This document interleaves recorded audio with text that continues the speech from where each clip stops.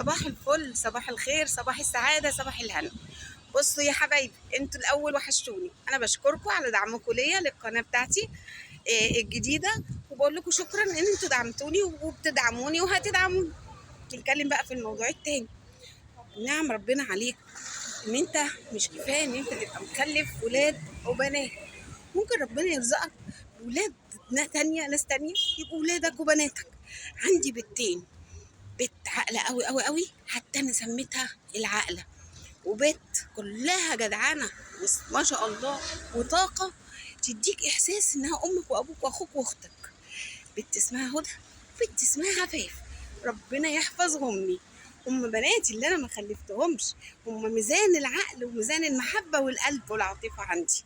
الاتنين دول هم معايا في الشغل وفي دنيتي. ربنا كرمني بيهم على كبر، يا رب كرمكم ببنات زيهم. انا بقول لكم ليه؟ عشان انت ممكن ما تلاقيش محبة في حتة تانية، ربنا يعوضك بحد تاني. تمام؟ يبقى انا عندي العقلة واللي هي كده وكده. تمام. حبيبتي، ربنا يحفظهم لي ويرزقك زيهم بنات بيفكروني ان هم لو اتلخبطوا كده في الخلاط مع بعض، هم انا واحدة عاقلة شوية، واحدة مجنونة شوية، الاتنين هم هناء.